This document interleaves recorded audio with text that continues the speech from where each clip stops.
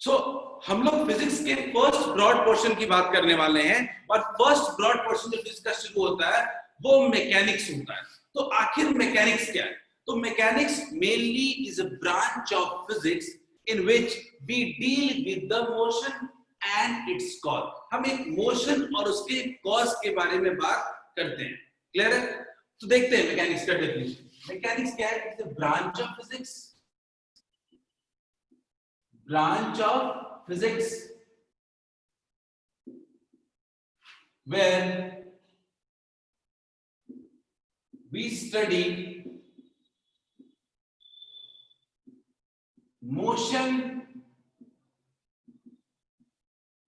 and its cause। हम motion and its cause के study को कहते हैं मैकेनिक्स। अब ये मैकेनिक्स कुल मिला के दो पार्ट में डिवाइड हो जाता है। कैसे डिवाइड होता है? दो पार्ट होते हैं इसके। पहला होता है काइनेमेटिक्स, काइनेमेटिक्स, और दूसरा होता है डायनेमिक्स। अगर आप मैकेनिक्स के डेफिनेशन को पढ़ते हो तो आपको बहुत हद तक क्लियर आइडिया मिल जाता है कि मैकेनिक्स अगर पढ़ रहे हैं तो अपना ये काइनेमेटिक्स और डायनेमिक्स में क्या क्या होगा। मैकेनिक्स डील करता है अबाउट मोशन, ये मोशन के बारे में डील करता है, अबाउट मोशन, कैसे मोशन अकर कर रहा है, क्या स्पीड है, क्या वेलोसिटी है, क्या एक्सेलरेशन है। लेकिन डायनेमिक्स डील करता है cause of motion, cause of motion. यानी दो पार्ट में पूरी की पूरी मैकेनिक्स डिवाइड होती है। लेकिन आपके मन में सवाल होगा कि फिजिक्स में हम जब पढ़ रहे हैं क्लास 11th में तो हमें कैसे मिलेगा चैप्टर? तो काइनेमेटिक्स में आपको मेनली दो चैप्टर्स मिलते हैं, ठीक है। एक होता है motion in 1D, motion in 1D, और दूसरा होता है मोशन इन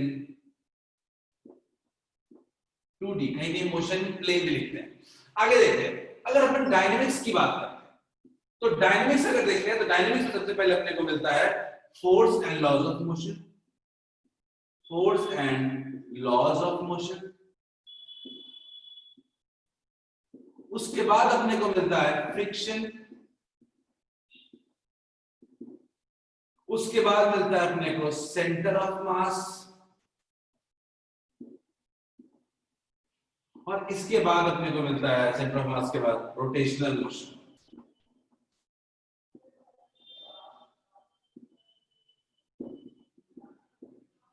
मैं बहुत क्लियर कर दूं कि अगले 6 महीना फिजिक्स में यही चलने वाला है, तो हमें शुरुआत से ही मैकेनिक्स पे फोकस करना पड़ेगा।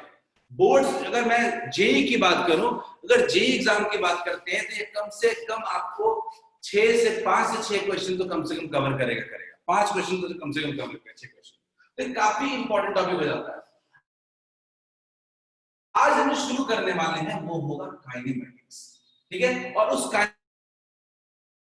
मोशन इन 1D, तो हेडिंग डालते हैं, चैप्टर का नाम है मोशन, मोशन इन 1D, ठीक है।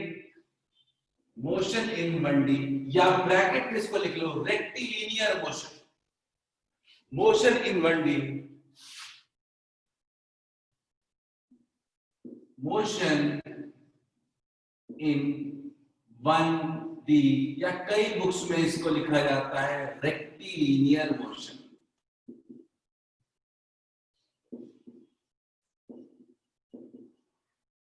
या इसको कहते हैं मोशन इन स्ट्रेट लाइन भी कह सकते हैं, मोशन इन स्ट्रेट लाइन।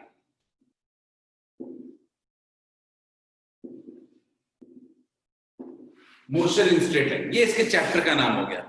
अब अपन बात करते हैं कि सब कुछ, इतनी कहानी हमने सुन ली, ये मोशन क्या होता है? बेसिक अगर वर्ड यूज करें तो ये मोशन क्या होता है, ये रेस्ट क्या होता है, पहले इसको समझते हैं। ये पूरे हमारे चैप्टर का नाम है, ठीक है। सबसे पहले बात करते हैं मोशन और रेस्ट। मोशन और रेस्ट के पहले मुझे क्या कोई रेस्ट का डेफिनेशन बता सकता है क्या? चैट में लिखो। Anyone, what do you mean bye rest?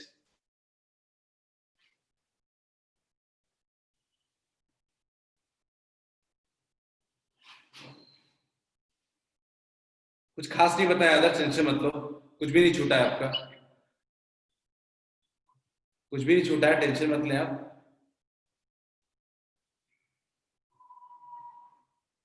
जल्दी से चैट। रेस्ट का मतलब क्या होता है? Simple, when an object does not change its position with reference to another body। बिल्कुल, एक आया definition, when body does not change its position as time passes। बिल्कुल सही। सिद्धांत is saying no movement। अब मैं आपके तीनों के डेफिनेशन को लेता हूं, ठीक है। अब इस मोशन को ना पढ़ने के भी स्टेजेस रहे, थोड़ा सा अगर ध्यान रखें तो अगर यही मोशन को आपने 5-6 में पढ़ा था तो बिल्कुल सिद्धांत वाला ही आंसर आएगा इसका। मोशन का मतलब, रेस्ट का मतलब या मोशन का मतलब मूवमेंट। मोशन का मतलब अगर वो बोलेगा, सिद्धांत ने जो बोला मूवमेंट, क्लियर है? 6-7 में पढ़ा। उसके बाद अगर किसी ने आपसे पूछा कि 9th में अगर आपसे पूछा कि मोशन क्या होता है, या 8 में आके पूछा तो आपने बोला कि मूवमेंट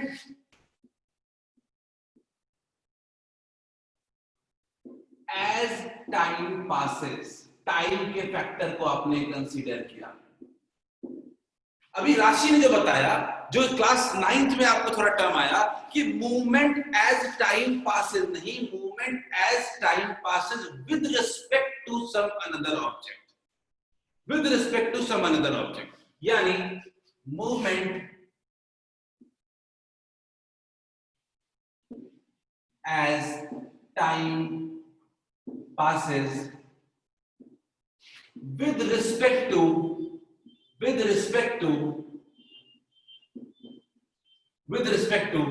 another body। ये मैं सिर्फ स्टेजेस बताना चाह रहा हूं कि ये आपके मोशन के पढ़ने के स्टेजेस रहे क्लास 6 तक, जो सिद्धांत ने आंसर दिया, नो ऑफेंस सिद्धांत। उसके बाद दीक्षा ने दिया कि motion as time passes, just a second, as time passes। और इसके बाद जो 9th में हमने पढ़ा कि movement as time passes with respect to another body. तो इस मोशन को पढ़ने के लिए सबसे पहले हमें दो चीजें जानने की जरूरत है, एक है ऑब्जेक्ट और दूसरा है ऑब्जर्वर। उसके बाद ही हम रेस्ट और मोशन की बात करेंगे।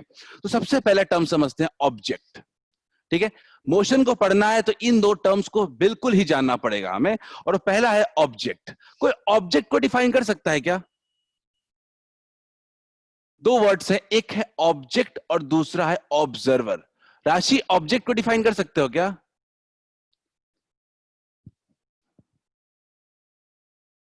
अच्छा, रेस्ट का पूछे थे, अच्छा ठीक है, कोई बात नहीं। दीक्षा, मेरा क्वेश्चन है, what do you mean by object? कोई बता सकता है क्या चैट में? बहुत इंटरेस्टिंग टॉपिक है ये। What do you mean by object? Object क्या होता है?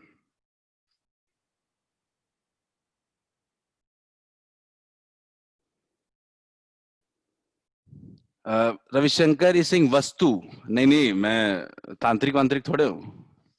Object, what do you mean by object? क्या ऑब्जेक्ट क्या कहोगे? Rashi Singh, the substance of which the motion और rest is defined. I think Rashi थोड़ा और बढ़ सकते हैं। सिंपल ऑब्जेक्ट कह सकते हैं कि ऐसा मटेरियल जिसके मोशन को हम स्टडी कर रहे हैं या ऑब्जर्व कर रहे हैं, ठीक है। कह सकते हैं a material whose motion is observed। A material whose motion is observed is said to be object। या ऐसा बॉडी जो हमारे ऑब्जर्वेशन के दायरे में है, that is called object। दूसरा है ऑब्जर्वर, जो ये चीजें ऑब्जर्व कर रहा है। वन किसी का आवाज अनम्यूट रह गया, सो आई एम जस्ट म्यूटिंग, ठीक है, ओके चलो। Observer, one who studies objects motion. तो सिंपल से आज से एक बात अपने को याद रखनी है कि किसी भी मोशन को स्टडी करने के लिए ऑब्जेक्ट और ऑब्जर्वर दोनों उसके इंटीग्रल पार्ट है।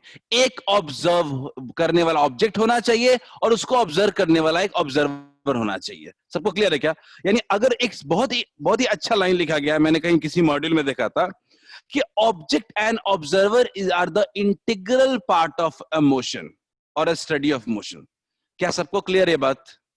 क्या सबको क्लियर है कि किसी भी मोशन को स्टडी करने के लिए हमारे पास एक ऑब्जेक्ट होना चाहिए और साथ साथ एक ऑब्जर्वर भी होना चाहिए? क्या ये क्लियर है? हम देखो ये 9th वाले कॉन्सेप्ट पढ़ा रहे हैं, हम कुछ नया नहीं पढ़ा रहे हैं, हम तुरंत आ जाएंगे स्ट्रेट पॉइंट पे। क्लियर है? अब आते हैं रेस्ट के बारे में, थोड़ा बात करते हैं, रेस्ट एंड मोशन की बात करते हैं। ठीक है, जो आप लोग भी बात करना चाहते थे, पहला है रेस्ट। ठीक है, simple.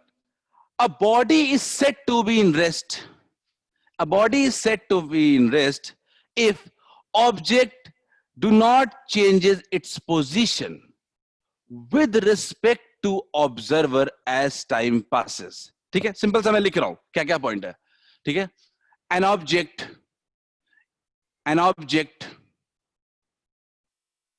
is said to be in rest, is said to be in rest an object is said to be in rest if it do not change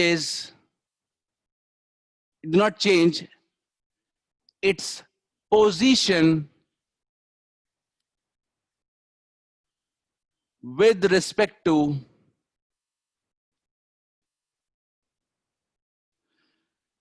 an observer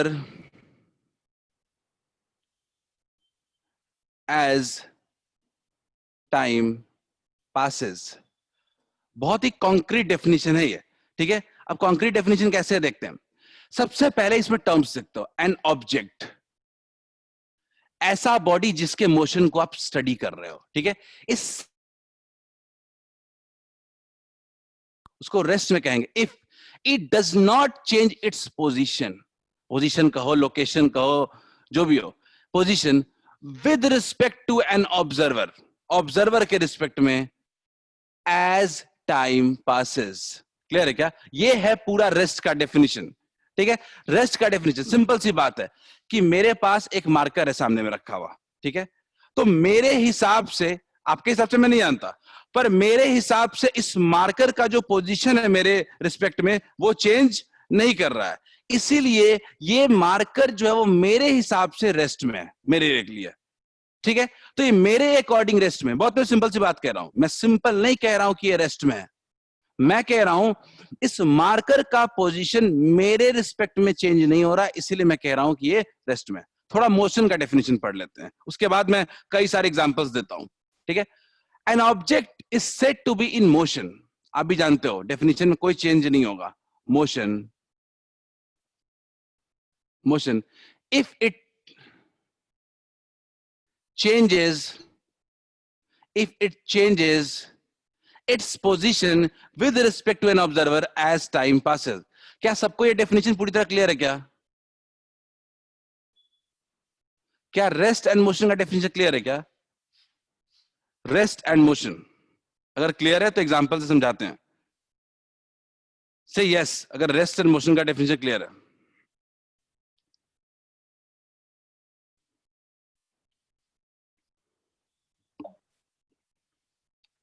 clear है तो एक मजेदार एग्जांपल लेते हैं। ठीक है, और किसी भी रेस्ट और मोशन को स्टडी करने की कोशिश करते हैं ऑब्जेक्ट ऑब्जर्वर के टर्म्स में। ठीक है, देखते हैं। तो एक ट्रेन ले लेते हैं, पहले मान लेते हैं एक ट्रेन है।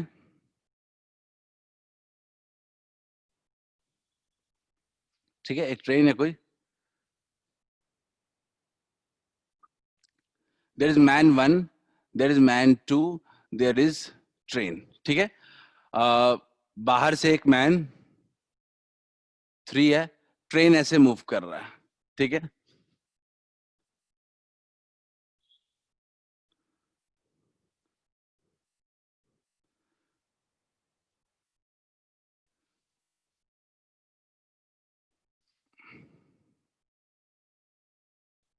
चलिए। ठीक है, ये कुछ इस तरह के हालात हैं। ठीक है, हम क्या स्टडी करना चाहते हैं? हर किसी का मोशन एक दूसरे के रिस्पेक्ट में। हमारा हमारा मकसद समझो क्या है, हमारा मकसद है कि हम हर एक ऑब्जेक्ट का मोशन दूसरे के रिस्पेक्ट में स्टडी करें। ठीक है, कैसे स्टडी करेंगे देखते हैं। सबसे पहले ऑब्जेक्ट देखते हैं क्या है, ऑब्जेक्ट अज्यूम कर लेते हैं। तो मान लीजिए कि मेरे पास ऑब्जेक्ट है, मान लीजिए मेरे पास, मैं थोड़ा टेबल के फॉर्म में बनाता हूं, सब लोग इसको कॉपी शुरू करेंगे इसको। मान लेते हैं मेरा ऑब्जेक्ट है ट्रेन, मेरा ऑब्जेक्ट है ट्रेन। ऑब्जर्वर देखते हैं कौन है, ऑब्जर्वर। मान लेते हैं ऑब्जर्वर है सबसे पहला ट्री। सब लोग देखो, मैं सिंपल सी बात कह रहा हूं, ठीक है, अच्छा डायग्राम बनाया हुआ आदर्श, ठीक है, मुझे लगता है ऐसा। तो मान लेते हैं कि ऑब्जेक्ट है ट्रेन और ऑब्जर्वर है ट्री। तो ट्री क्या देख रहा है, ट्रेन आगे की तरफ बढ़ रहा है, तो क्या ट्रेन का पोजीशन ट्री के रिस्पेक्ट में चेंज नहीं हो रहा है, क्या चेंज हो रहा है? अभी यहां पे है, थोड़ी देर में दूर हो जाएगा और दूर जाएगा।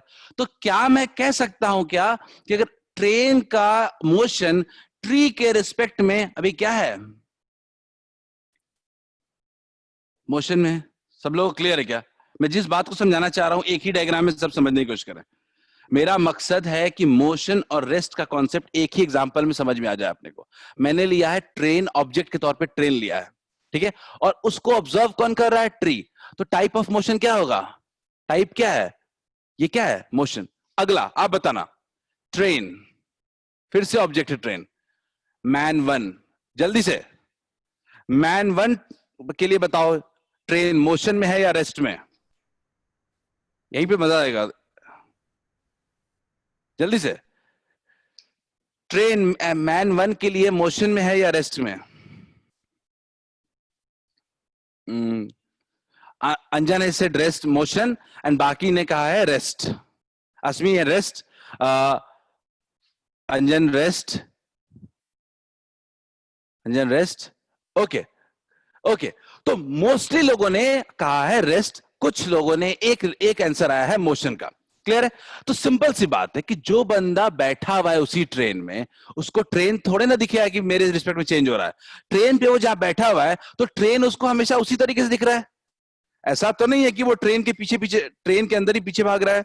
तो सिंपल कह सकते हैं कि ट्रेन में जो अंदर बंदा बैठा है उसको ट्रेन कैसा दिखेगा, उसके लिए ट्रेन का पोजीशन चेंज नहीं कर रहा है।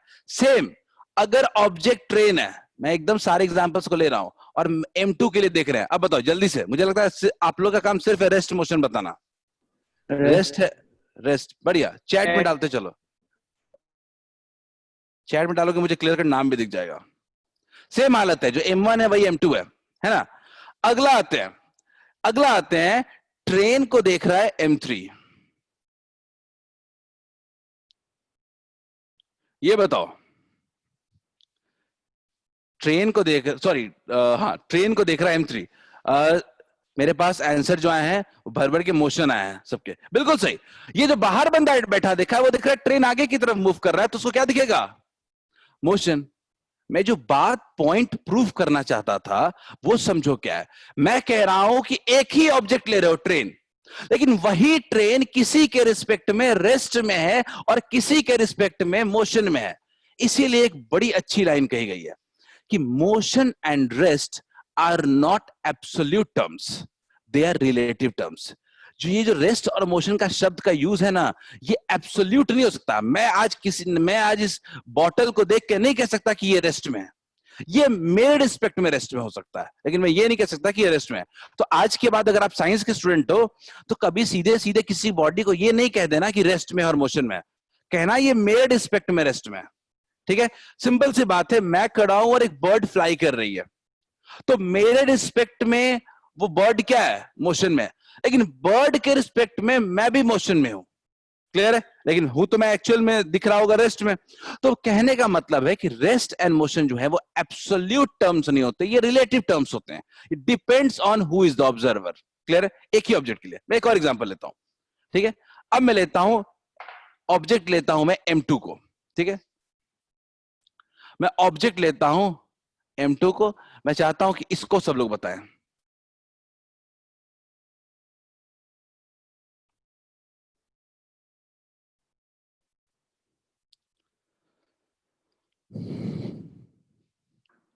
सब लोग इसको बताएं, पूरा चारों एक लाइन से बता दो, एम करके बता दो।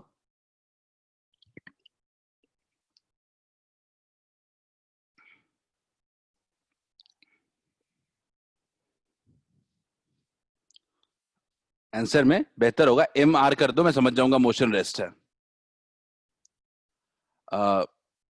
MRRM, राशि ने कहा है MRRM, यानी आप कह रहे हो बिल्कुल सेम, बिल्कुल सेम, पहले की तरह रहेगा। Anand is saying MR, I think last 2 is remaining. MRM, Anand देख लो MR थोड़ा चेक कर लेते हैं, ठीक है। MRRM दीक्षा बिल्कुल सही है, आदर्श बिल्कुल सही है, और एक काफी लोगों ने सही तो दिया है, पर थोड़ा बहुत जो गलती हुआ है उसको देख लेते हैं, ठीक है। लेट्स सी, तो सिंपल सी बात है, M2 बंदा बैठा हुआ है, ट्री देखेगा क्या कहेगा, मोशन में है, दूर जा रहा है। बंदा अंदर जो बैठा हुआ है उसको अगर M1 देखेगा, वो कहेगा सामने तो बैठा है। ट्रेन में 2 आदमी सामने बैठे, वो क्या कहेगा, सामने रेस्ट में है वो, ठीक है, ट्रेन भले चल रही हो। तीसरा, M2 कौन देख रहा है, ट्रेन देख रहा है, वो ट्रेन के अंदर बैठा है, तो ट्रेन के साथ साथ चल रहा है, तो वो भी क्या है, रेस्ट में है। M2 को देख रहा है, M3 देख रहा है, बाहर से बंदा बैठा हुआ, तो बाहर से उसका पोजीशन क्या हो रहा है, चेंज कर रहा है, तो वो क्या कहेगा, मोशन में। Last but not the least, देखते हैं, अगर ऑब्जेक्ट अपना ट्री है,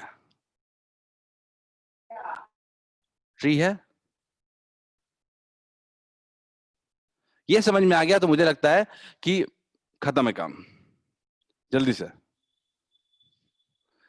से बताया जाए। ट्री है ऑब्जेक्ट, और ऑब्जर्वर है M2, M1, ट्रेन M3।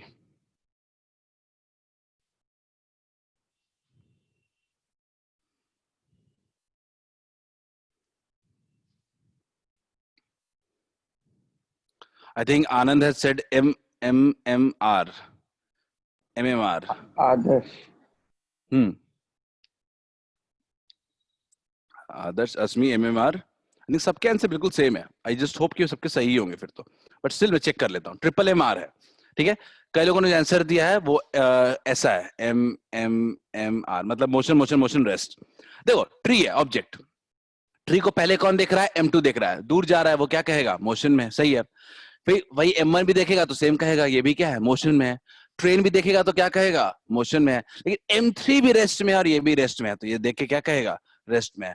बिल्कुल सही है क्या। तो इस पूरे क्वेश्चन का कंक्लूजन अपने पास क्या आया, कि motion and rest are not absolute terms, बल्कि दे आर रिलेटिव टर्म्स, ठीक है। वो रिलेटिव टर्म्स है। एक बॉडी दूसरे बॉडी के रिस्पेक्ट में मोशन में हो सकता है, एक बॉडी दूसरे बॉडी के रिस्पेक्ट में रेस्ट में हो सकता है। सेम बॉडी किसी के रिस्पेक्ट में मोशन में हो सकता है, किसी के रिस्पेक्ट में रेस्ट में हो सकता है। क्लियर है, ठीक है। मोशन रेस्ट समझ में आ गया। तो अब हम आगे बढ़ते हैं, की टर्म्स ऑफ मोशन। मोशन के की टर्म्स अपन पढ़ते हैं, देखते हैं। Hello sir. आज हम हेलो पूछिए समझ। सर, अगर M2 ट्रेन के अंदर है और M3 ट्रेन के बाहर है, किसी को कुछ, हाँ ठीक है, हाँ एक पूछो आराम से, कोई सर दिक्कत नहीं। M2 M3 का स्पीड एक ही है ट्रेन के अंदर और बाहर, बिल्कुल सही, ठीक है। मैं एग्जांपल लेता हूँ आदर्श, और देखते सर हैं, एक ठीक है। सर्टेन डिस्टेंस के लिए सर स्पीड या रेस्ट या मोशन कैलकुलेट किया जाए। हाँ, बिल्कुल सही कह रहे हो। मैं सबको क्वेश्चन समझा देता हूँ आदर्श का। आदर्श ने कहा कि अगर मान लीजिए किसी वक्त पे दो बॉडी की वेलोसिटी सेम है, बाद में वेलोसिटी चेंज भी हो जा रही है, तो मैं कह रहा हूँ कि रेस्ट एंड मोशन जो है ना, वो मोमेंट्री टर्म है। वो ऐसा नहीं कह सकते हैं कि इतने देर में टाइप, इस मोमेंट पे वो रेस्ट में है और इस मोमेंट पे वो क्या है, मोमेंट। हो सकता है कि अभी रेस्ट में है, लेकिन कल को अभी थोड़ी देर बाद क्या हो जाए, मोशन में हो जाए, ठीक है। कोई दिक्कत नहीं है उसमें, हो सकता है वो, ठीक है। खैर चलिए देखते हैं। जैसे स्पीड अभी सेम है तो रेस्ट में होगा, दोनों एक दूसरे के रिस्पेक्ट में है, लेकिन अगर स्पीड बदल जाएगी तो मोशन में आ जाएगा। खैर आगे बढ़ते हैं। तो की टर्म्स में क्या आता है अपने पास, वो आता है पोजीशन। सबसे पहला टर्म आता है पोजीशन। सब लोग जानते हो पोजीशन, मैंने आपको वेक्टर में भी बताया था पोजीशन वेक्टर क्या होता है, ठीक है।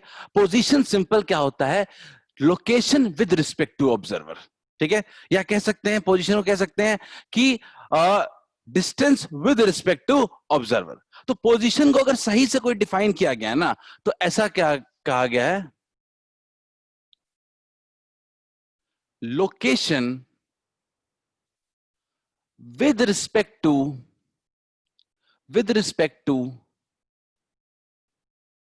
reference point और ऑब्जर्वर को रेफरेंस पॉइंट भी कह सकते हैं, ठीक है। Location with respect to observer, with respect to reference point. Example देता हूं, मैं मान लो ऑब्जर्वर हूं, ठीक है, मैं ऑब्जर्वर हूं या रेफरेंस पॉइंट हूं, तो मेरे लिए ये मार्कर पहला क्या है, मान लेते हैं यहां कोई मार्कर है, ठीक है, तो मैं इसका पोजीशन क्या बोलूंगा, ये क्या है, मार्कर, ये इसका पोजीशन हो गया, ठीक है। मान लेते हैं मैं कहूंगा, तो मैं बॉटल के बारे में क्या कहूंगा, अच्छा ये बॉटल का पोजीशन क्या है, कुछ यहां पे, क्लियर है। तो ये क्या बताता है कि किसी भी रेफरेंस पॉइंट के रिस्पेक्ट में ये मार्कर और बॉटल दोनों का क्या बता रहा है, ये पोजीशन बता रहा है।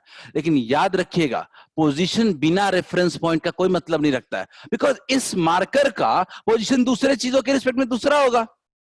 अगर कोई और ऑब्जर्वर होता तो इसका पोजीशन अलग होता, इसका पोजीशन अलग होता दूसरे के ऑब्जर्वर में, तो दूसरे ऑब्जर्वर के रिस्पेक्ट में। तो हमेशा जो बात करते हैं पोजीशन की, वो बात करते हैं हम लोग किसी ना किसी रेफरेंस पॉइंट के रिस्पेक्ट में। तो पहला टर्म आता है, वो आता है पोजीशन, और हर टर्म एक दूसरे के साथ रिलेट करने वाला है, इसीलिए समझाना चाह रहा हूं। पहला टर्म है पोजीशन।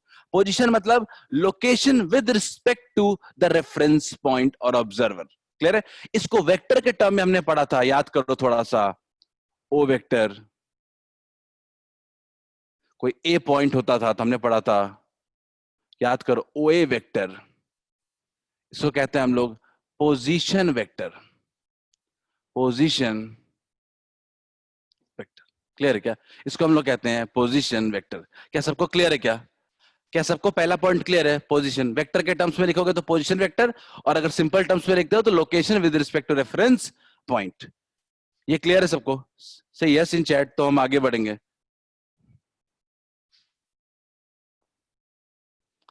ये सब आपने पढ़ा हुआ है, कुछ भी नया नहीं बता रहा हूं, 9th क्लास में मैं पढ़ा जाता हूं तो यही पढ़ाता हूं, लेकिन अब जो क्वेश्चन करेंगे वो मजेदार होंगे इस पर। अगला आता है डिस्प्लेसमेंट। अगला आता है डिस्प्लेसमेंट, देखते हैं।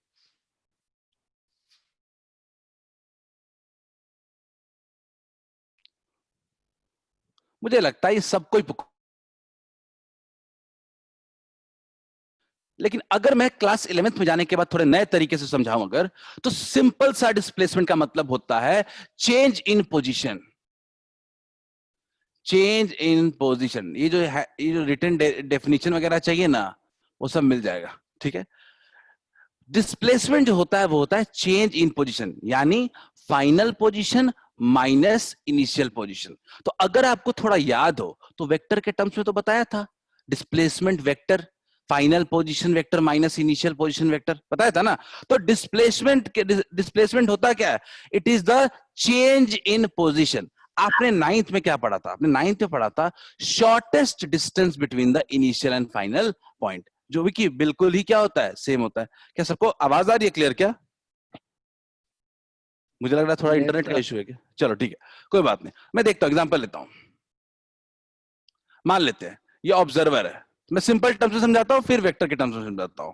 ऑब्जर्वर है मान लेते हैं, ठीक है, ऑब्जर्वर है, और मान लेते हैं कि कोई ऑब्जेक्ट पहले ए पोजीशन पे था, ठीक है, और फिर चला गया बी पोजीशन पे। तो ए पोजीशन पे उसका पोजीशन वेक्टर क्या था, कुछ ऐसा था, उसका पोजीशन क्या था, और बी पोजीशन पे क्या था, ऐसा था।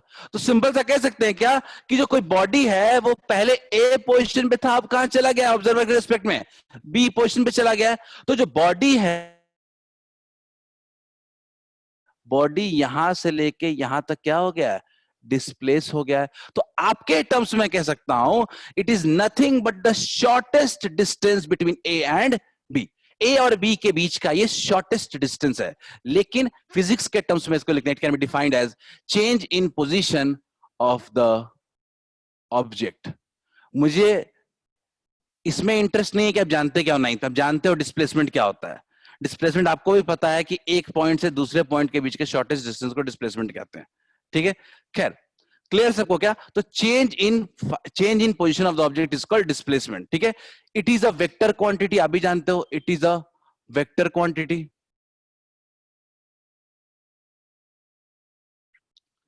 It can B positive, negative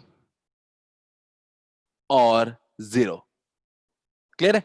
मैं डिस्टेंस और डिस्प्लेसमेंट दोनों बता देता हूं, इसके बाद लास्ट में एक एग्जांपल, बढ़िया एग्जांपल से दोनों समझाएंगे। ठीक है, सबको क्लियर है ये डिस्प्लेसमेंट? और क्लियर करने की जरूरत नहीं है, आपको पहले से आता है, ये बात पहले दिमाग में रखो, आप जानते हो कि डिस्प्लेसमेंट क्या होता है। सबको क्लियर है? Change in position. डिस्प्लेसमेंट में का एक नेगेटिव का एग्जांपल दीजिए। अभी दिखाता हूं, नेगेटिव सारे एग्जांपल दूंगा, अभी नेगेटिव पॉजिटिव एग्जांपल में आते हैं, मैं डेफिनेशन बस दे रहा हूं अभी। Change in position of the object, पहला होता है definition, it is a vector quantity, it can B positive, negative और जीरो। ठीक है, एक आदर्श ने क्वेश्चन पूछा है कि डिस्प्लेसमेंट नेगेटिव कैसे होता है, मैं बता देता हूं। ठीक है आदर्श, बड़ा एग्जांपल नहीं दे रहा हूं। आदर्श, अगर बी से ए पे जाओगे तो डिस्प्लेसमेंट पॉजिटिव होगा कि नेगेटिव? आदर्श, सर मान लो ये रेफरेंस पॉइंट है, अब बताओ डिस्प्लेसमेंट पॉजिटिव होगा कि नेगेटिव? नेगेटिव लग रहा है।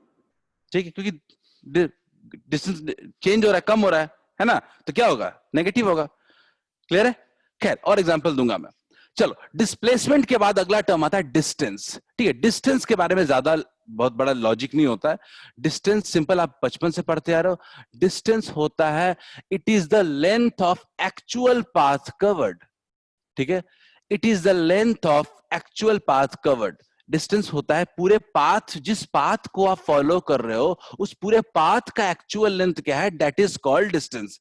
ठीक है, अब डिस्टेंस का सिंपल कहते हैं, it can be defined as the actual length of path, actual length of path. ठीक है, इसको थोड़ा अगर अपने को समझाना है तो मैं एक एग्जांपल लेता हूं, उसी एग्जांपल से डिस्टेंस और डिस्प्लेसमेंट दोनों समझ में आ जाएगा। ठीक है, डिस्टेंस के बारे में सिंपल सी यह बात याद रखना, it is a scalar quantity, it is a scalar quantity. ठीक है, इट कैन बी जीरो और पॉजिटिव, कभी ये नेगेटिव नहीं हो सकता है। ठीक है, it can be either zero और पॉजिटिव। क्लियर है? यह है डिस्प्लेसमेंट और डिस्टेंस। अब आगे बढ़ते हैं, एक एग्जांपल लेते हैं। हम लोग छपरा से पटना की तरफ का सफर तय करते हैं, देखते हैं कि डिस्टेंस क्या होगा और डिस्प्लेसमेंट क्या होगा। ठीक है,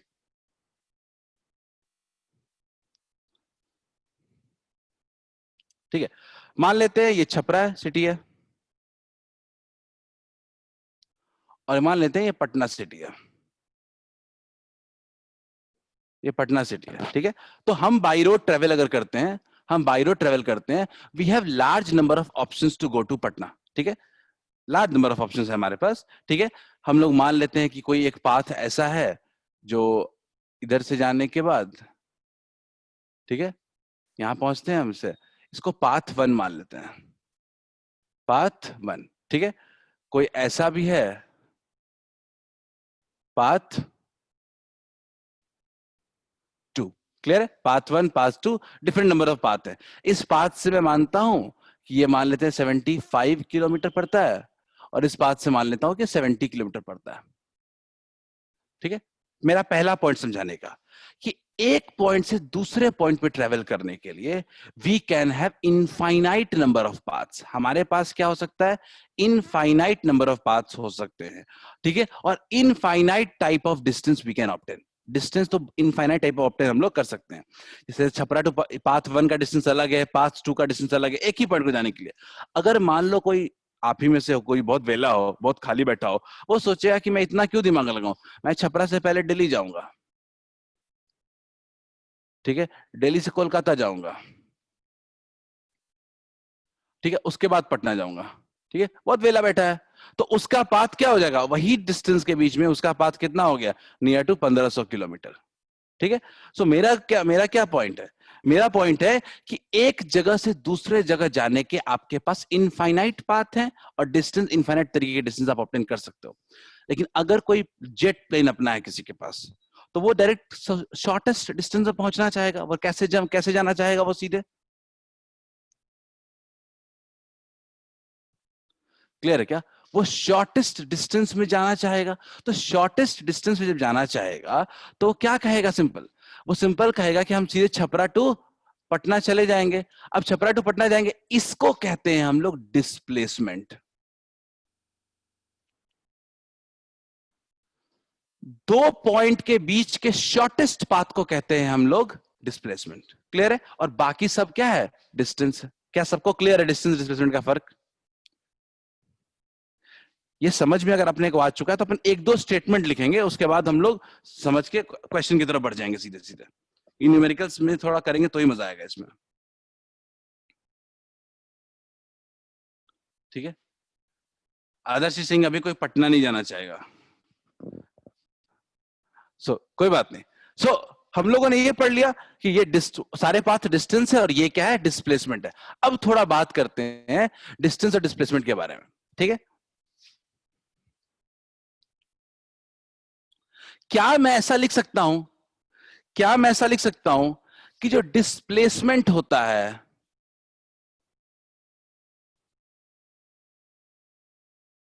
is always less than distance? कितने लोग इस बात से एग्री करते हैं?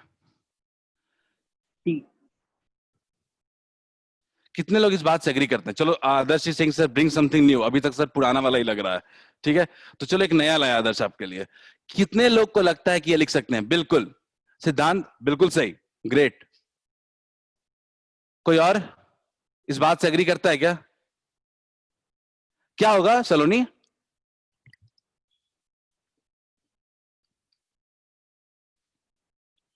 अस्मी कभी भी इक्वल भी हो सकता है। अस्मी क्या इस बात को समझाने की कोशिश कर सकते हैं क्या थोड़ा सा? इक्वल कब हो सकता है? बहुत इंपॉर्टेंट पॉइंट है, इस पे पूरा पूरा चैप्टर बन सकता है, और चैप्टर है भी एक्चुअली में। हाँ, कोई समझाना चाहेगा? अस्मी? स्ट्रेट लाइन सर, जब स्ट्रेट लाइन मोशन होता है उस समय अगर डिस्टेंस और डिस्प्लेसमेंट सेम है तो दोनों इक्वल हो सकता है। अगेन सब लोग के लिए मैं अस्मी का स्टेटमेंट पढ़ के सुना रहा हूं। ठीक है, सब लोग सुने। अस्मी ने कहा है कि जब बॉडी स्ट्रेट लाइन में मोशन करती है उस वक्त डिस्टेंस और डिस्प्लेसमेंट बिल्कुल सेम होता है। इस बात से कितने लोग एग्री करते हैं? Again I am asking. Asmi का स्टेटमेंट सुन लो कि अगर एक बॉडी स्ट्रेट लाइन में मोशन करता है उस केस में डिस्टेंस और डिस्प्लेसमेंट दोनों सेम होता है। राशि सेड नो। राशि प्लीज बताइए कैसे?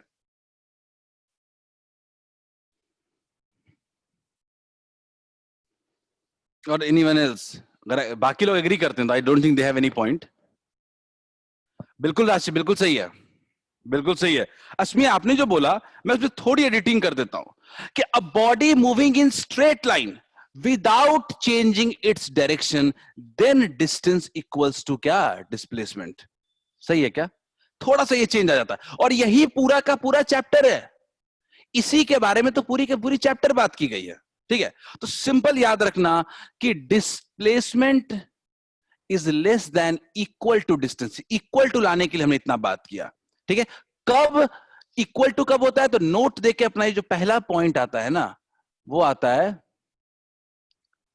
Displacement is equal to distance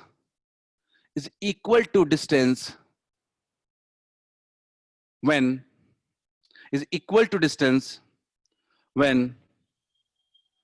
body is moving in straight line without changing its direction,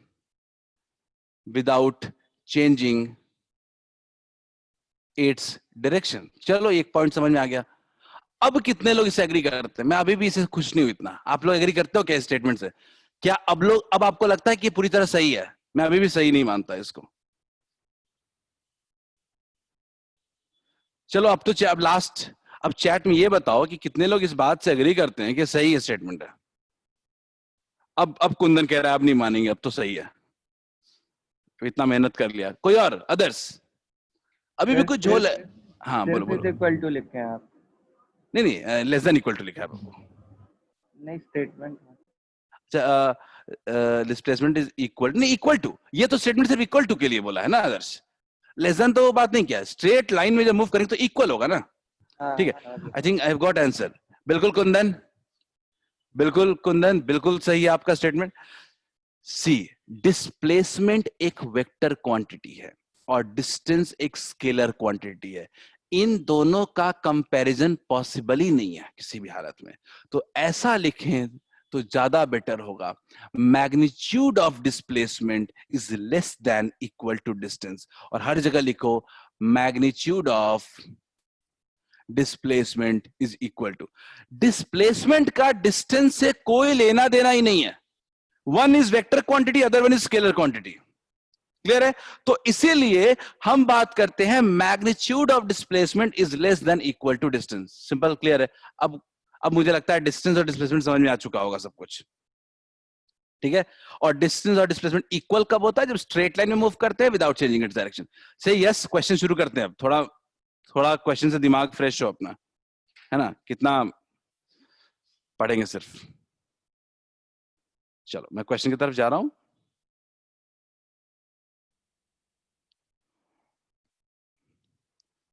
start. बहुत सिंपल क्वेश्चन शुरू किया है।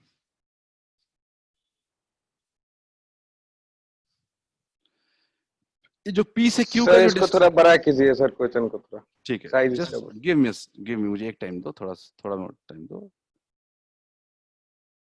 एक सेकंड रुक जाओ। और मैं कर दे रहा हूं इसको, थोड़ा बड़ा दिख रहा है अभी? यस सर, सही है। चलो, ये जो पी से क्यू का डिस्टेंस है ना वो 100 मीटर है, याद रखना। पी से क्यू का डिस्टेंस 100 मीटर नीचे है। फिगर को थोड़ा सा साफ देख लेना, नीचे कट गया है थोड़ा सा। जो डायमीटर है इस सेमी सर्कल का वो 100 सेंटीमीटर, 100 मीटर है। जल्दी से इसका आंसर चाहिए मुझे, बहुत आसानी से आ जाएगा ये। Find the distance travelled by Ram and Shyam.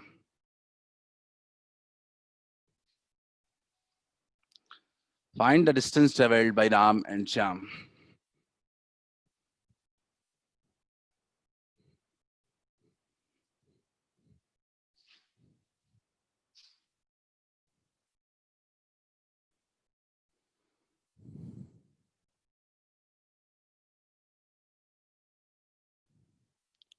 Ram का 100, श्याम का 50 पाई। श्याम का 50 pi. Suman is saying, Anjan is saying 100 metre. Ram वाले में सब क्लियर है, राम वाले में सब क्लियर है। राम का पाथ 1 है तो 1 के लिए 100 मीटर है, कोई दिक्कत नहीं है। श्याम वाले में क्या होगा? डिस्टेंस पूछ रहा है ना, पहला में डिस्टेंस पूछ रहा है, तो डिस्टेंस क्या होगा? पाथ का लेंथ होता है। फर्स्ट पार्ट में फाइंड द डिस्टेंस पूछ रहा है, तो पी से क्यू जाने में जो रास्ता ट्रेवल किए हैं, पहले ने स्ट्रेट ट्रेवल किया 100 मीटर का, दूसरे ने ट्रेवल किया semi circular path. Semi circular path का लेंथ कितना होता है? पाई आर। क्या होता है? पाई आर। पाई कितना है अपना? 14 और आर कितने? 50। ठीक है, कितने लोगों ने 50 पाई आंसर दिया है? बिल्कुल सही है। या 157, मैं बार बार कह रहा हूं, थोड़ा गलती कर रहे हो। 50 पाई, मुझे लगता है 50 पाई का वैल्यू क्या होगा? 50 पाई का होगा 157 होगा। क्लियर है क्या? Abhishek, you are saying 100 pi by Shyam. आप गौर से देखो कि एक मुझे बताओ कि एक पूरे सर्कुलर पाथ में सरकमफ्रेंस क्या होता है? 2 पाई आर होता है। तो सेमी सर्कल में कितना होगा? पाई आर होगा। आर 100 नहीं है, आर 50 है, तो क्या हो जाएगा? 50 पाई। सबको क्लियर है क्या? 100 और 50 पाई, पहला का 100 और 50 पाई। हाँ, 157 मीटर, बिल्कुल सही कुंदन। आनंद दूसरा बिल्कुल सही है, डिस्प्लेसमेंट दोनों का बिल्कुल सेम होगा।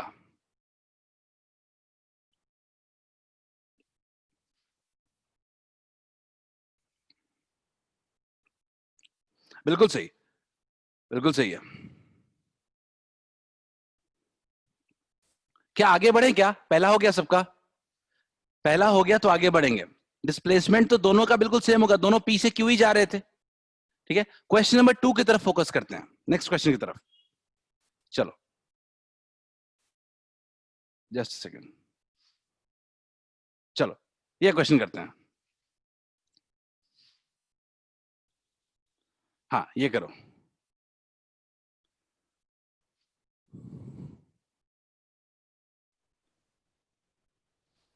ये तो काफी सही दिख रहा होगा ये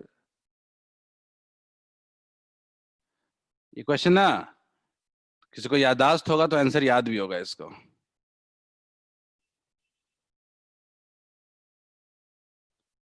चलो क्वेश्चन करते हैं।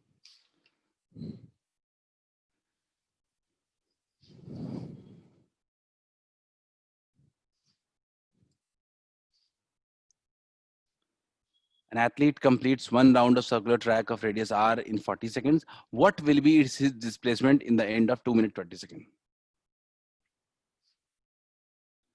कितना आंसर आ रहा है? Displacement B. एक आंसर बी आया है। सर एनसीईआरटी का फार्मर वाला क्वेश्चन है ना? बिल्कुल आदर्श, बिल्कुल 9th क्लास याद होगा आपको। बिल्कुल सही है, अभी तक सिद्धांत सही है, कुंदन बिल्कुल सही है। मैं तो कहता हूं ये लॉजिक से बनाओ, या आप लोग स्टेज में आकर के इसको सॉल्व थोड़े कर सकते हो। एक एथलीट है जो पूरा रेडियस आर का सर्कुलर ट्रैक है, ठीक है, वो पूरा 40 सेकंड में कवर कर लेता है। मैं लॉजिक दे रहा हूं, आप लोग सॉल्व करते रहो। एक 40 सेकंड में पूरा एक साइकिल कंप्लीट कर लेता है, ठीक है, तो 2 मिनट 20 सेकंड यानी 140 सेकंड में कितना कवर करेगा? 140 सेकंड। तो 40 सेकंड में एक कर रहा है तो 120 सेकंड में 3 साइकिल कंप्लीट कर लेगा। 120 साइकिल में 120 सेकंड में 3 साइकिल कंप्लीट कर लेगा, और उसके बाद फिर से 20 सेकंड बचे तो आपको आधा साइकिल और कंप्लीट कर लेगा। तो कहां पहुंच जाएगा? ए से कहां पहुंच जाएगा? बी पे। तो क्या हम लोग कह सकते हैं क्या कि टोटल डिस्प्लेसमेंट जो होगा वो कितना हो जाएगा? 2r। अगर कोई डिस्टेंस पूछता तब कितना होता है? सब लोग जल्दी से, अगर कोई अपने से डिस्टेंस पूछता तब कितना लिखते हैं? क्या लिखते हैं? तो डिस्प्लेसमेंट पूछा है।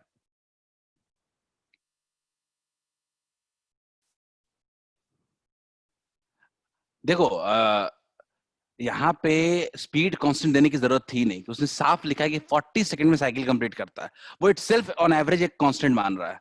ठीक है राशि, थोड़ा ध्यान दें, मुझे लगता है कहीं गलती हुई है।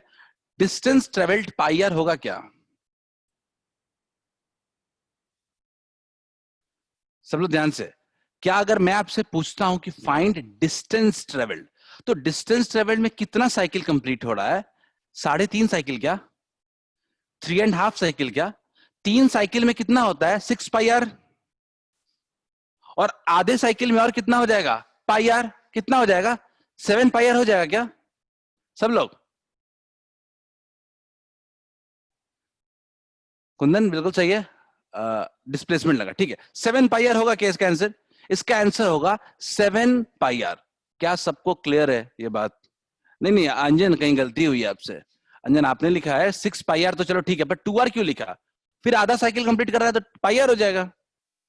फिर ठीक है, क्लियर है। कुंदन बिल्कुल सही, अंजन थोड़ा आप चेक कर लो, ठीक है। खैर आगे बढ़ते हैं, अब इस क्वेश्चन में हमने काफी टाइम दे दिया, एक और क्वेश्चन करते हैं। ये वाला बताओ, ये मेरा फेवरेट क्वेश्चन है। डिस्टेंस और डिस्प्लेसमेंट का ही क्वेश्चन जब करना है, थोड़ा अच्छा करते हैं। क्वेश्चन को ध्यान से पढ़ो, कोई जल्दी नहीं।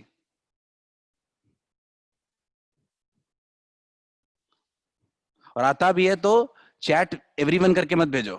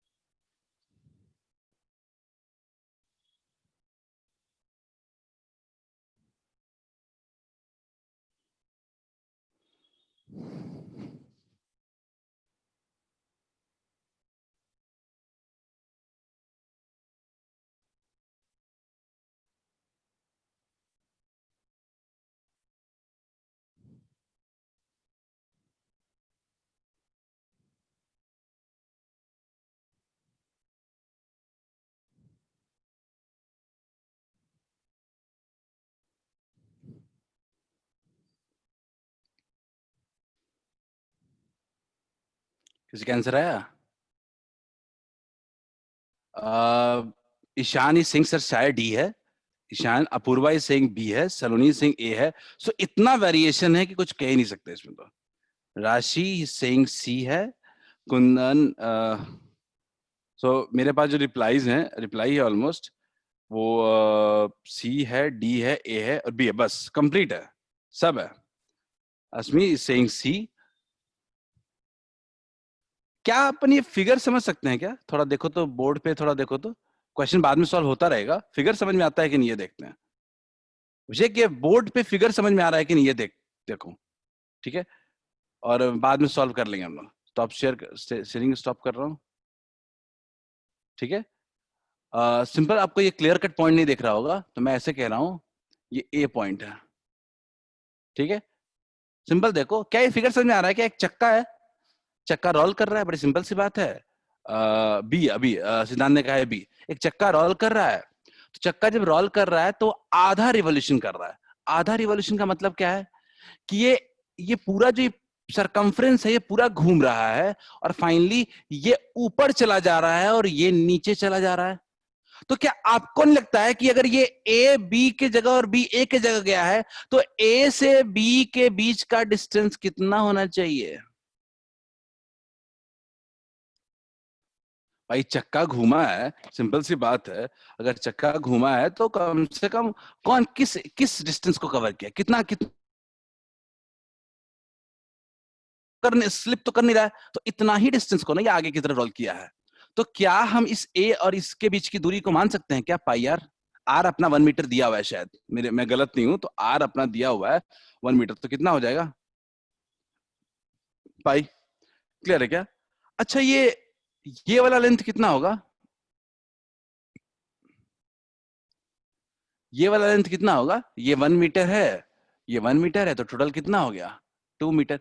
क्वेश्चन पूछ रहा है कि फाइनल डिस्प्लेसमेंट क्या हो रहा है एक पॉइंट का। फाइनल डिस्प्लेसमेंट, मान लो टच कर कौन सा पॉइंट कर रहा है? ए, तो ये अभी ए यहां पे है और अभी ये यहां पे है, तो इनके बीच का डिस्प्लेसमेंट अगर अपने को निकालना है तो क्या सीधा ऐसा कर सकते हैं क्या? सब लोग गौर से देखो, क्या ये एक राइट एंगल ट्रायंगल बन रहा है क्या? नीचे पाई है, ऊपर 2 है, क्या इस लेंथ तो कह सकते हो पाई स्क्वायर प्लस 4? क्या सबको क्लियर है क्या? नहीं क्लियर है पूछ लो, कोई दिक्कत नहीं है। सर एक बार क्वेश्चन फिर से शेयर करिए ना। क्वेश्चन शेयर करना, चलो okay. A wheel of radius 1 meter rolls forward, rolls का मतलब याद रखना, रोलिंग का मतलब होता है स्लिप नहीं होना, ठीक है। रोल्स फॉरवर्ड, ये बाद में आएगा टर्म आपको, फॉरवर्ड हाफ ए रिवॉल्यूशन, आधा रिवॉल्यूशन ऑन हॉरिजॉन्टल ग्राउंड। आधा रिवॉल्यूशन का मतलब कितना डिस्टेंस कवर किया होगा ग्राउंड पे? वो आधा रिवॉल्यूशन का मतलब पाई आर डिस्टेंस ट्रेवल किया होगा, चक्का अगर उतना रोल किया तो pi R. The magnitude of displacement of the point on the wheel जो इनिशियली ग्राउंड के कांटेक्ट में है, इनिशियली ग्राउंड के कांटेक्ट में कौन सा था? ए, उसका फाइनल डिस्प्लेसमेंट पूछ रहा है। तो वो पॉइंट जो अभी बिल्कुल नीचे था, वो अभी कुछ देर के बाद वो पॉइंट सीधे कहां पहुंच गया है? ऊपर पहुंच गया है। तो क्या सॉल्व नहीं कर लेंगे? क्या सबको क्लियर है क्या? राशि यही आंसर आया था, सी होगा इसका आंसर, बिल्कुल सही।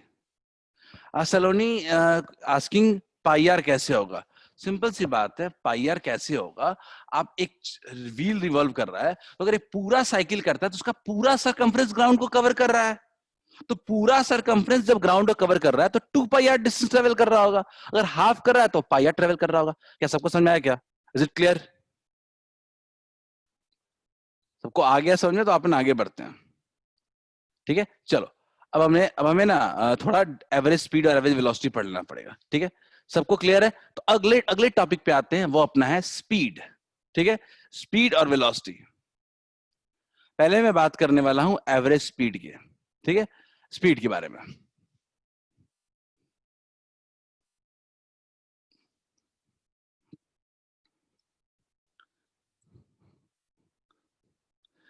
ठीक है, स्पीड सबको पता है, मुझे बताने की जरूरत नहीं है, आज तक सब लोग पढ़े हो। Speed is nothing but distance upon time, distance travelled per unit time को कहते हैं हम लोग स्पीड कहते हैं, ठीक है। अब स्पीड को थोड़ा अगर अपने को समझना है तो देखते हैं, ठीक है।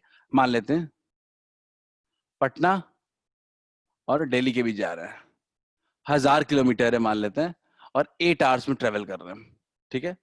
तो सिंपल सी बात है, मान लो कार से ड्राइव कर रहे हैं, तो आपसे कोई पूछेगा कि स्पीड क्या है, आपसे कोई अगर पूछेगा क्या कि स्पीड कितना है, तो क्या बोलोगे? डिस्टेंस अपॉन टाइम बोलोगे, 1000 अपॉन 8। 1000 अपॉन 8 क्या होता है?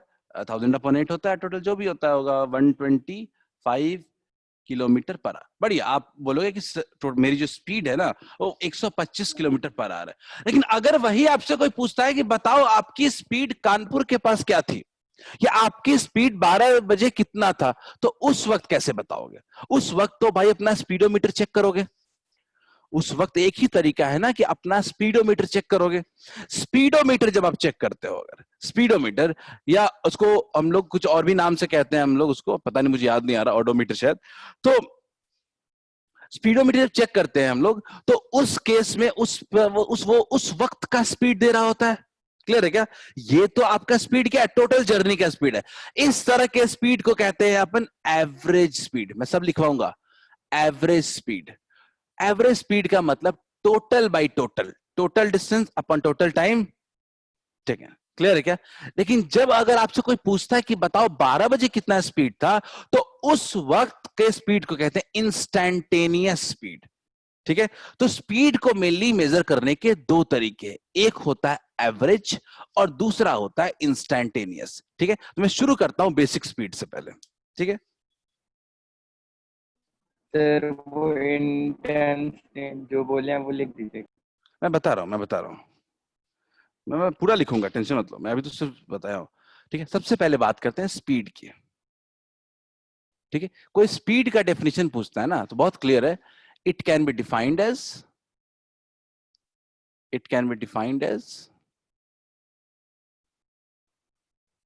Total path covered per unit. वही डेफिनेशन है जो आपने 9-10 में पढ़ा है, पर यूनिट टाइम, कोई नयापन नहीं आया, ठीक है। पर यूनिट टाइम, इसका यूनिट क्या होता है? मीटर पर सेकेंड, कुछ भी नहीं है। It is a scalar quantity,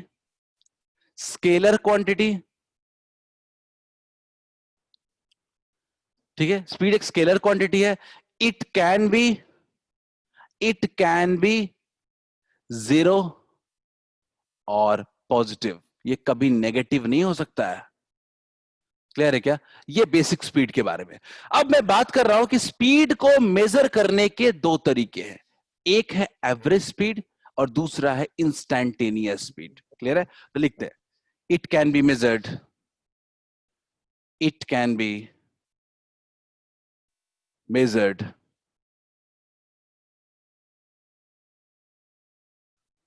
in two forms. पहला, एवरेज स्पीड, और आज अपन इसी टॉपिक पे रह जाएंगे क्योंकि ये सबसे क्रिटिकल और सबसे ज्यादा न्यूमेरिकल्स वाले टॉपिक है ये एवरेज स्पीड। एवरेज स्पीड क्या होता है? एवरेज स्पीड सिंपल होता है total distance travelled upon total time taken.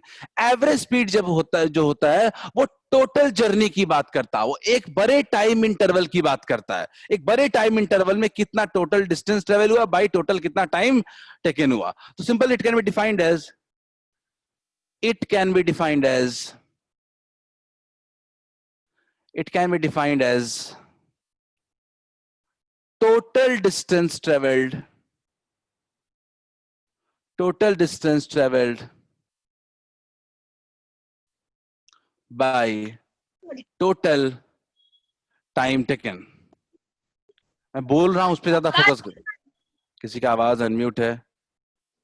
Total distance travelled upon total time taken, ठीक है। Total distance travelled upon total time taken, क्या क्लियर है क्या? It can be defined as total distance traveled upon total time taken. Formula simple, V equals to total distance upon total time, ठीक है। यही है average speed, और आज सारे के सारे क्वेश्चन इसी पे करेंगे हम लोग। क्लियर है? और इस पे बेस बहुत क्वेश्चन बनते हैं, बहुत अच्छा क्वेश्चन बनता है, इसको सॉल्व करते हैं हम लोग थोड़ा। चलिए, मैं ज्यादा नहीं, आज बहुत स्टार्टिंग के कुछ क्वेश्चंस कराता हूं।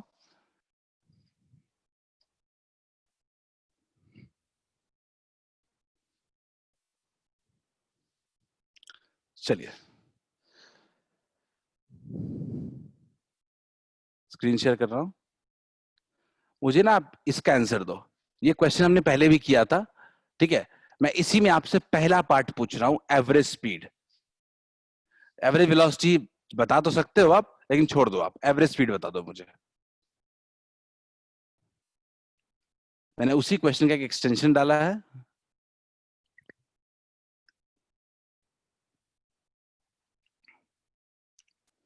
Average speed of Ram and Shyam. Average speed of Ram and Shyam. Simple form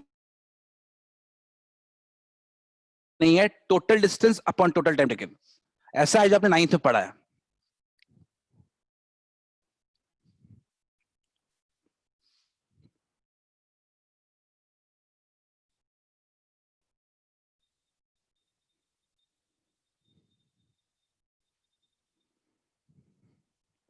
क्या आंसर आ रहा है चैट में बता दो। सिंपल तो है। पहला आंसर आया 257/9। Others 257/9 Y?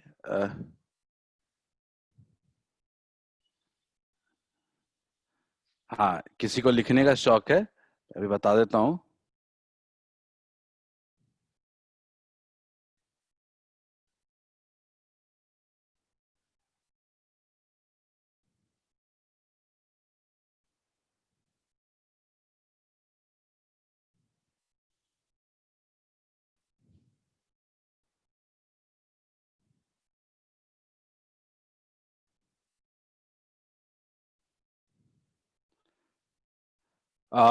सिंपल सिंपल सा है, काफी आंसर आ चुके हैं मेरे पास। पहला जो आया है राम का आया है। राम का जो डिस्टेंस था वो 100 मीटर था, ठीक है। एंड टाइम है 4 सेकंड, तो 25 आ रहा है। बिल्कुल सही है, 25 मीटर पर सेकंड, ठीक है। दूसरा आ रहा था 50 पाई था, 50 पाई अपॉन डिवाइडेड बाई 5 आ रहा है, तो 10 पाई। क्या सही है क्या? बिल्कुल सही, 31.4 आ रहा है, बिल्कुल सही है। किसी को दिक्कत है क्या इस क्वेश्चन में? बिल्कुल सही कुंदन, 31.4 मीटर पर सेकेंड और 25 मीटर पर सेकेंड, ये है दोनों की एवरेज स्पीड। किसी का आवाज अनम्यूट है सर हाँ, बोलो आदर्श, चैट में डालो, हाँ, या अनम्यूट करके बताओ जल्दी। सर दोनों का डिस्टेंस ऐड करके और टाइम ऐड करके नहीं कर सकते? नहीं नहीं, दोनों अलग अलग पूछ रहा है ना, राम का अलग पूछ रहा है, श्याम का अलग पूछ रहा है, ऐड क्यों करेंगे? राम का total distance covered by Ram by total time taken, total distance covered by Shyam by total time taken, है ना? ठीक है ना? Yes sir. ओके, चलिए चलिए आगे बढ़ते हैं।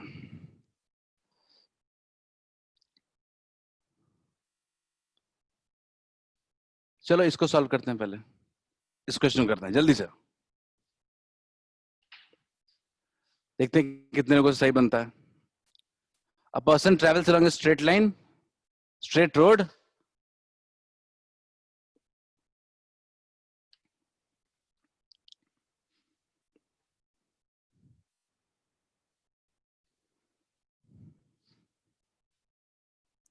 सारे क्वेश्चन एवरेज स्पीड के ही है।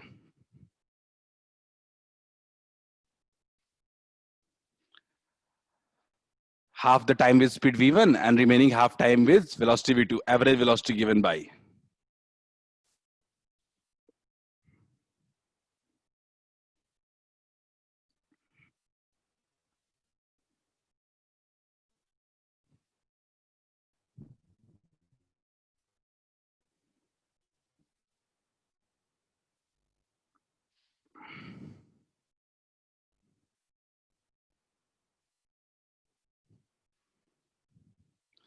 किसी का आंसर आया क्या? जैसा आपने कर रखा है पहले क्वेश्चन इस तरह का, सी और डी के बीच में रिवॉल्व कर रहा है। अंजनी सिंह सी एंड डी, इरोडोव क्वेश्चन सलोनी नहीं, नहीं नॉर्मल क्वेश्चन, इरोडोव का नहीं है ये, सिंपल हर बुक में मिल जाएगा ये क्वेश्चन तो। खैर सिंपल, मैं एक हिंट देता हूँ इस क्वेश्चन को। मैं चाहता हूं कि आप क्वेश्चन पे फोकस ना करें, हिंट पे फोकस करें, क्योंकि मैं इसका यूज बहुत करवा दूंगा अभी, ठीक है। एक कोई बॉडी है जो कह रहा है कि आधा टाइम एक अलग स्पीड से मूव कर रहा है और रिमेनिंग हाफ टाइम किसी और स्पीड से मूव कर रहा है, ठीक है। तो बताना है उसकी एवरेज स्पीड। तो बताओ किसको डिवाइड कर रहा है? टाइम को डिवाइड कर रहे हैं। तो मैंने पहले ही काम करता हूं, एक टाइम अज्यूम कर लेते हैं टी। मैं तरीका जो बता रहा हूं इट विल वर्क और काफी हेल्प करने वाला आपके अगले क्वेश्चन में।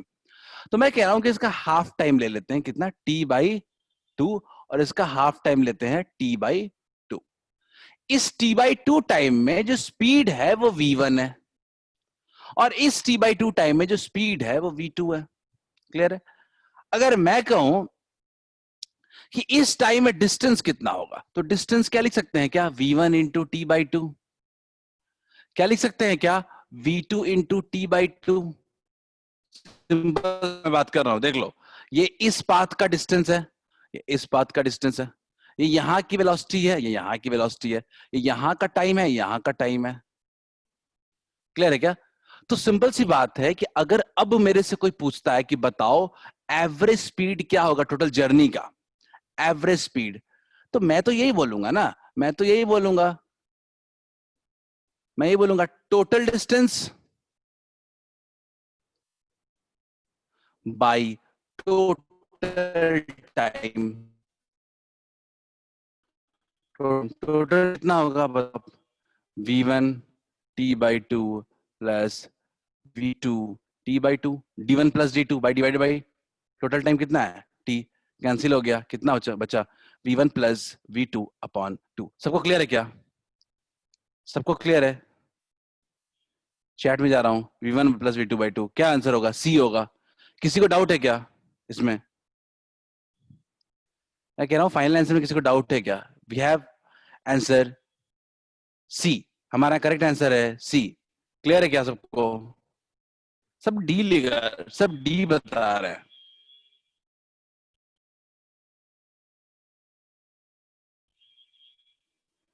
सब डी बता रहे हैं, क्या सबको क्लियर है ये? कुंदन सी, सबके क्या सी सबको आ चुका है क्या? मैं कह रहा हूं ना, ये जो क्वेश्चन मैंने सॉल्व किया है ना, ये मुझे इस मेथड पे ज्यादा आपको फोकस करवाना है। ये मेथड अगर आप जान गए ना कैसे, किसको डिवाइड कर रहे हैं, किस पोर्शन को डिवाइड कर रहे हैं, डिस्टेंस को या टाइम को, उसके बाद अपन पूरी उसके टाइम एक भी पता चल गया, स्पीड पता है तो डिस्टेंस निकाल लो, सब कुछ पता चल गया। फाइनल एवरेज स्पीड का फॉर्मूला होता है total distance upon total time taken, लगा दो। और क्यों ना इसी का यूज करके एक और क्वेश्चन करते हैं, वो है ये करते हैं। ये बताओ मुझे, सब लोग ये क्वेश्चन को अटेम्प्ट करो, देखते हैं कितने लोगों को सही बनता। और आंसर अगर याद है तो उस पर मत जाओ। ये क्वेश्चन ऐसा नहीं है, 9th में भी आते हैं ये क्वेश्चन, 11th में हम इनका यूज करेंगे। हाँ बोलिए, बोलिए आदर्श। मेरे पे वही क्वेश्चन शो कर रहा है। वही क्वेश्चन है सर।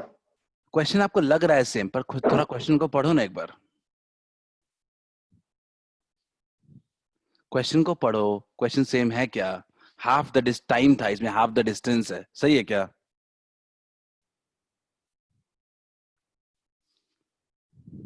क्वेश्चन अलग है,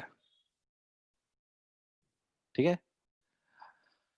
इसका आंसर कुछ राशि आपने बिल्कुल सही दिया है, कुंदन बिल्कुल सही है, दीक्षा बिल्कुल सही है, बट स्टिल मैं चाहता हूं कि थोड़ा वेट कर लूं।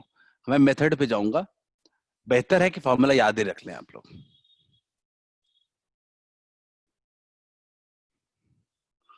सबके आंसर डी आ रहे हैं, ठीक है,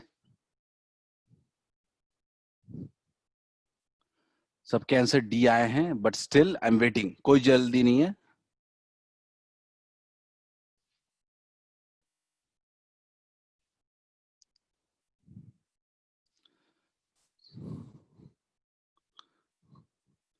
जिन्होंने सॉल्व कर लिया तो मैं टाइम वेस्ट आपका नहीं करता हूं, मैं आपको बोर्ड पे सॉल्व करके दिखाता हूं, ठीक है। देखते हैं, एक डिस्टेंस डी है, ठीक है, उसका हाफ पार्ट अलग तरह का मोशन कर रहा है, उसका रिमेनिंग हाफ अलग टाइप का मोशन कर रहा है। हाफ टाइम की स्पीड है v1 और रिमेनिंग हाफ टाइम की स्पीड क्या है v2। ये टोटल डिस्टेंस है d1 और ये मान लेते हैं दूसरे पार्ट का डिस्टेंस है d2। ठीक है, स्पीड है v1 v2। अब अपने को बात आती है टाइम, डिस्टेंस और स्पीड पता है तो क्या टाइम निकाल सकते हैं क्या? डिस्टेंस अपॉन स्पीड होता है, क्या निकाल सकते हैं? d by 2v1। सिमिलरली अगर कोई अपने को टाइम 2 पूछेगा तो क्या बोलेंगे? d by 2v2। ठीक है, ये अपना पूरा स्टेटस क्लियर है। अगर अपने को अभी चाहिए फाइंड एवरेज स्पीड, तो एवरेज स्पीड क्या होता है?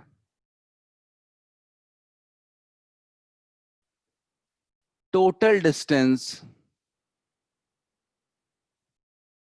By total time taken.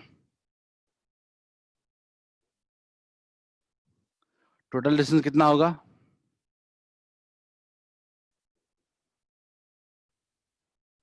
Total distance हो जाएगा d, टोटल टाइम टेकन हो जाएगा d by 2v1 plus d by 2v2। D cancel हो जाएगा।